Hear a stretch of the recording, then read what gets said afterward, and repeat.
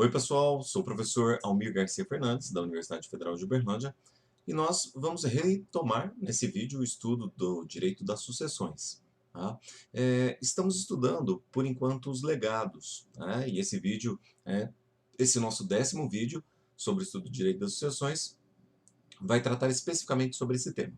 Bom, a primeira coisa, pessoal, que nós temos que entender é que os legados, tal como na sucessão legítima, os herdeiros têm direito à herança logo depois da abertura da sucessão, direito de propriedade sobre a herança, os legatários também têm direito de propriedade sobre os legados depois da abertura da sucessão. Então, a aplicação do princípio de Sezin, ele serve tanto para a herança legítima quanto para os legados. Segue a mesma regra. Tá? Então, os legatários passam a ter o direito de propriedade já na abertura da sucessão. Não necessariamente a posse, mas a propriedade eles já terão direito desde a abertura da sucessão. E dessa forma, os frutos do legado de coisa certa também pertencem ao legatário desde a abertura da sucessão. A não ser, é claro, que o autor da herança tenha incluído um termo inicial ou então uma condição suspensiva para a aquisição desse legado. Tá? De forma geral, o legatário passa a ter todos os direitos, né, de propriedade sobre a coisa legada, tá? Desde a abertura da sucessão. É claro que, né, o legatário não pode exercer esse direito se o testamento estiver sob litígio. Tá? Então, nós temos essa regrinha com relação ao direito do legatário a adquirir a propriedade. Ele também já pode, né, depois de iniciado o processo de inventário, tá? E identificada a parte legítima, né, o legatário já pode exigir o cumprimento, né, do legado, né, exigir que os herdeiros cumpram o legado, ok? Muito bem, pessoal. Tá? Quando nós temos legados de prestações, tá? Se o legado, né, for considerado de renda ou de pensão vitalícia, né, aí nós entendemos que essas rendas ou então pensões vitalícias são devidas desde a abertura da sucessão. Tá? Então, nesse caso, o legislador entende que o legatário ele está recebendo alguma coisa para se alimentar. Então, ele tem um direito antecipado, né, de recebimento, a não ser, né, que ele receba como prestações periódicas. Tá? Se o legatário for receber valores como prestações periódicas, aí nós vamos ter, né, o mês, né, vencendo. Então ele tem que esperar passar o tempo da prestação para depois receber o legado. Ele não recebe no início, ele recebe depois da prestação, do cumprimento do prazo da prestação, né? Que pode ser de 30 dias, pode ser de um mês, que pode ser de 6 meses, pode ser de 180 dias, né? Então isso depende muito do que o testador indicou no testamento. Tá? Se a prestação periódica for de quantidade certa, essa tem que ser entregue para o legatário, mesmo que o legatário morra antes do término do prazo. Como assim? Né? Se o testador definiu 20 prestações para o legatário tem direito às 20 prestações, mesmo que ele morra antes do término das 20. Tá? Agora, se as prestações forem incertas, extingue-se a obrigação de prestar essas prestações, de entregar essas prestações, caso o legatário venha a falecer. Tá legal? Ainda é importante lembrar que essas prestações periódicas, mais uma vez, são pagas no final do termo, tá? A não ser que seja alimentos, renda vitalícia, aí é pago no início do termo. Tá?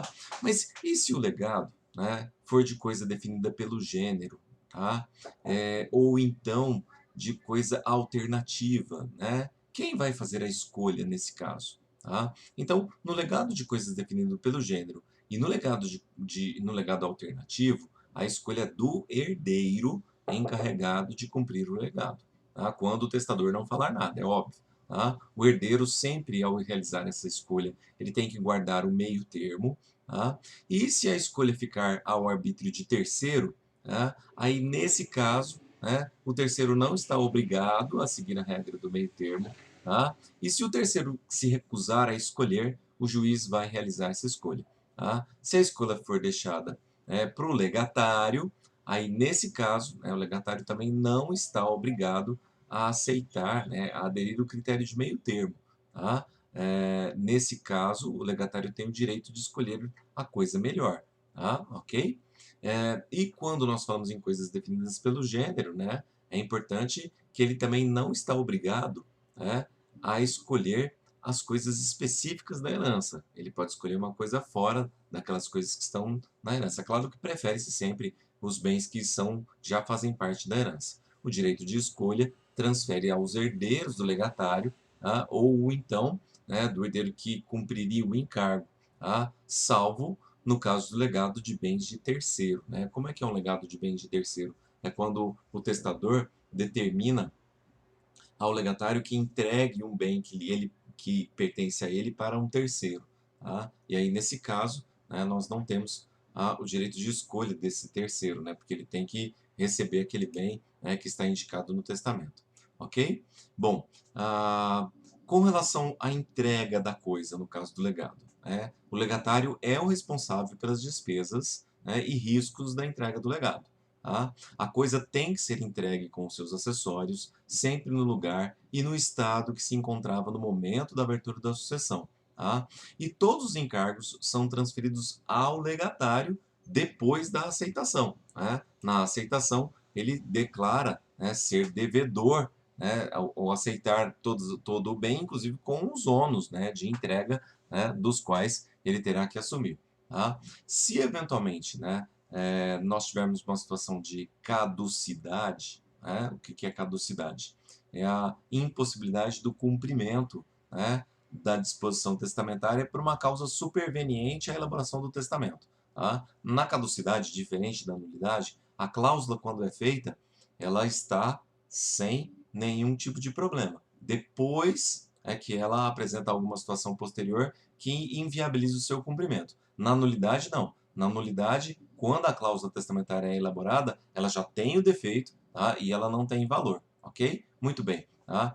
Quando é que os legados caducam? Tá? Os legados podem caducar pela modificação da coisa legada, ao ponto de não ter mais a mesma forma original. Então imaginemos o seguinte, que o legado era uma fazenda, mas que antes da abertura da sucessão, essa fazenda foi transformada em uma série de terrenos em um loteamento. E o legatário não vai ter direito a todos aqueles terrenos, né? Até porque inicialmente era uma fazenda, e essa coisa se modificou, hoje são terrenos, né? São matrículas diferentes, são situações diferentes. Tá? Ou então, caduca o legado também, se a coisa legada for alienada, né?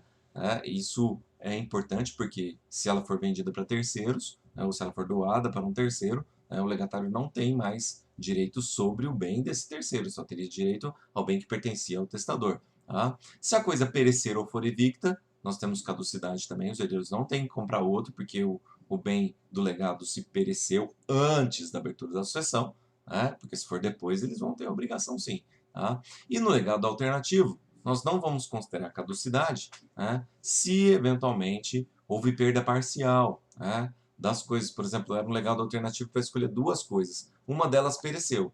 Tá? E aí? Né, caducou a cláusula? Não. Aquele único bem que restou pode ser, né, livremente escolhido pelo legatário, então terá valor a cláusula testamentária. Tá? Ainda, meus queridos, né, com relação ao direito sucessório, nós temos que falar uma coisa importante, que é o direito de acrescer, né? Que isso acontece tanto para herdeiros quanto para legatários. Tá? E o que é o direito de acrescer? É quando nós temos duas ou mais pessoas titulares, né, de um mesmo benefício em uma cláusula testamentária. Tá? Ele ocorre, então, quando a parte de um herdeiro ou de um legatário vai ser acrescida em outra pessoa, da parte de outras pessoas. Tá? Nesse sentido, é necessário haver uma pré-moriência. O que significa? Que esses herdeiros têm que ter morrido antes da abertura da sucessão. Tá?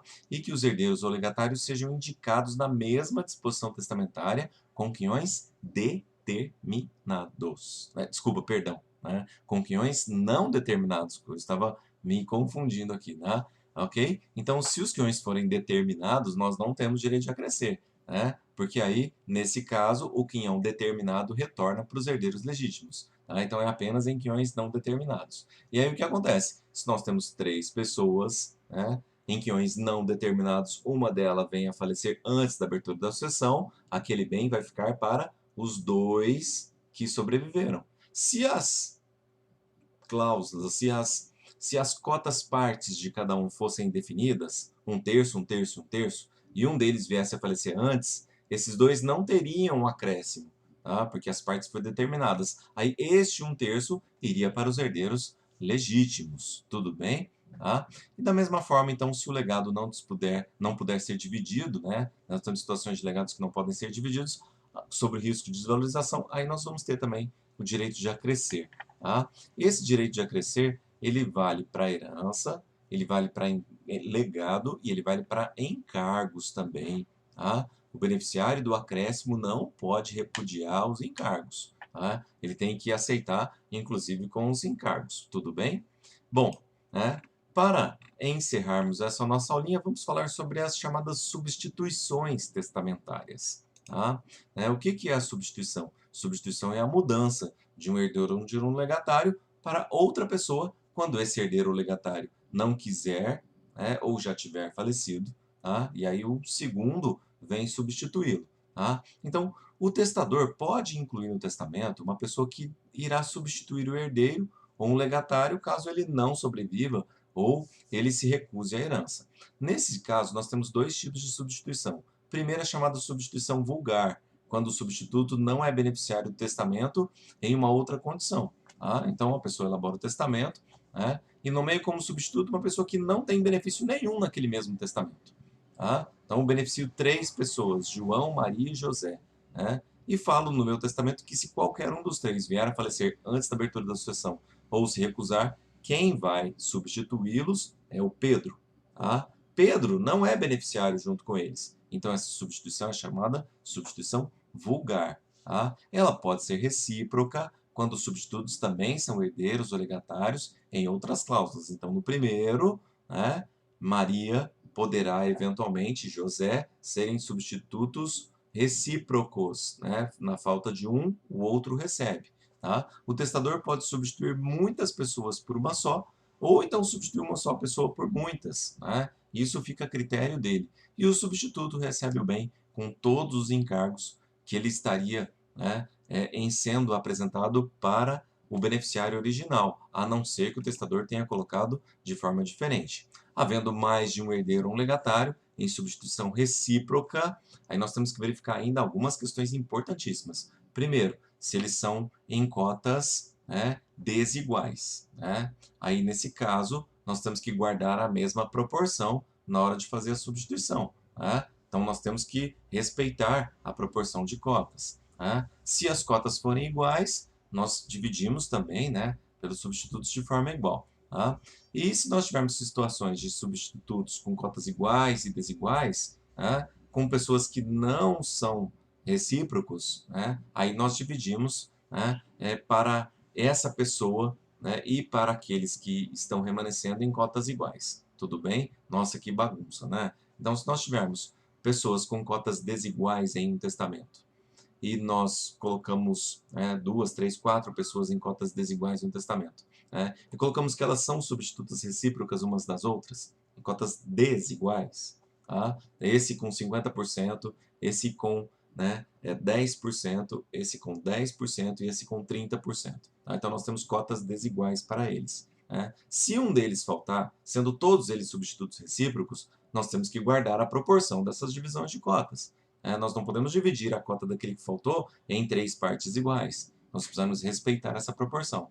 Se todos eles têm 25% cada um, por exemplo, cotas iguais, aquele que faltou em substituição recíproca, dividimos em cotas iguais. Tá? Mas se eu coloco um terceiro para dividir com eles, tanto faz se as cotas forem iguais ou desiguais. Né? Aí a divisão tem que ser sempre feita em partes iguais, por causa desse terceiro que está entrando na situação, né, de substituição testamentária. Tudo bem? E, por fim, nós temos ainda o que nós chamamos de substituição fideicomissária. Tá? O que é a substituição fideicomissária? É uma forma de deixar bens para futuras gerações, desde que não ultrapasse o segundo grau, né, considerando o autor da herança. Tá? Nela, o testador nomeia um fiduciário para ficar com a propriedade que é resolúvel da coisa, tá? E depois esse fiduciário tem a obrigação de entregar a coisa ao fideicomissário, que obrigatoriamente não pode estar nascido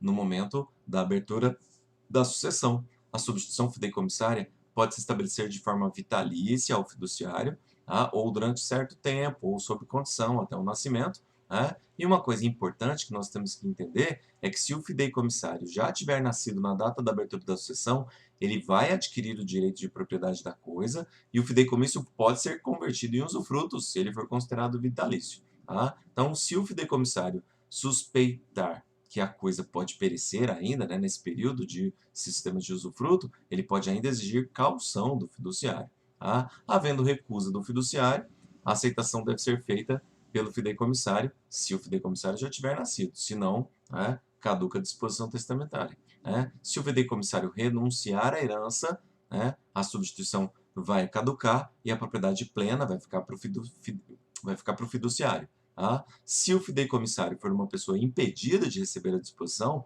tá? Aí vale o fideicomisso diretamente ao fiduciário.